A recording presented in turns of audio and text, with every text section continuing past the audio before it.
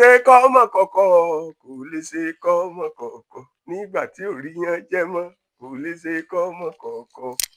A kú ọjọ́ mẹ́ta kan gbogbo olólùfẹ́ Ìwúlò Ewé Àtegbò káàkiri gbogbo àgbáńlá ayé.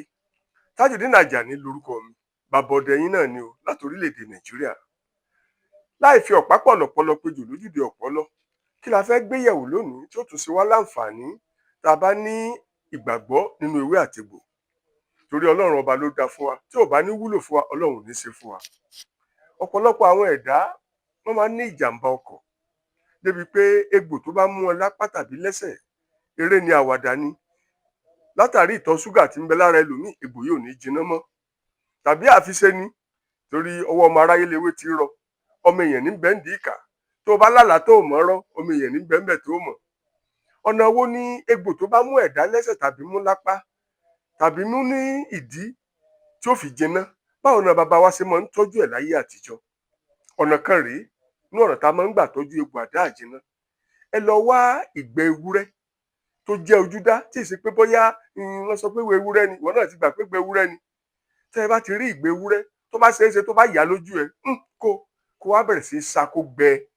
Tẹ́ ẹ bá ti sa tó bá gbẹ dáadáa, kẹ́ wá lọ kó kúnná. Tẹ́ ẹ bá ti lọ tó kúnná lúbúlúbú tó jẹ́ pé tẹ́ ẹ bá fọwọ́ kan ìsàlẹ̀ etí yín gan ò ní kúnná tó. Ẹ̀dá tí egbò àdá àjìnà bá mú, ẹ lọ wá ọṣẹ àwẹ̀dá, ọṣẹ dúdú tó jẹ́ ojúdá, kẹ́ ẹ fi fọjú ibi tí egbò bá wà dáadáa. Kẹ́ ẹ wá mú ìyẹ́ adìẹ, kẹ́ ẹ fi máa ku ìgbẹ́ ewúrẹ́ tẹ́ ẹ ti lọ tó kúnná yìí, kẹ́ ẹ máa fi kù sójú ẹ̀. Ẹ má fi nǹkan kan lé lójú. Tẹ́ ẹ bá ti fẹ́ máa tọ́jú ẹ̀, yálà kẹ́ ẹ mú ọṣẹ dúdú kẹ́ ẹ fi fọ̀, tàbí ọtí líle bí ọtí ògógóró kẹ́ ẹ fi fọ̀. Yóò dùn mọ́ ẹ láì jẹ́ wí kò kú. Tẹ́ ẹ bá ti fi fọ̀, ẹ wá mú ìyẹ́ ẹdìẹ kẹ́ ẹ fi máa ku ìgbẹ́ ewúrẹ́ tẹ́ ẹ ti lọ tó kúnná yìí, kẹ́ ẹ máa fi kù sójú egbò. Àṣẹ Ọlọ́run ni, ó máa jiná ni. Kò jù bẹ́ẹ̀ lọ o, kò jù bẹ́ẹ̀ lọ. Egbò yìí, àdá àjìnà yìí yóò ṣe kíni, yóò lọ. Bẹ́ẹ̀yàn gan ní bá ń bẹ ń díẹ̀, àdánwò ti bá bí ìjọba ológun. Mo dúpẹ́ lọ́wọ́ gbogbo ẹ̀yin olólùfẹ́ ètò yìí káàkiri gbogbo àgbáńlá ayé tí ẹ̀ pawó lékè tẹ́ ẹ̀ pòrìṣà lólè. Mo dúpẹ́, mo tọpẹ́ dá lọ́wọ́ yín. Ẹ fẹ́ pè mí láti béèrè fún ìdí kan ọ̀rọ̀ kan tàbí òmíì, ẹ pè mí sórí nọ́mbà mi o, 08023094983 08023094983. Tàbí bóyá WhatsApp lẹ fẹ́ lọ, ẹ lè lọ sórí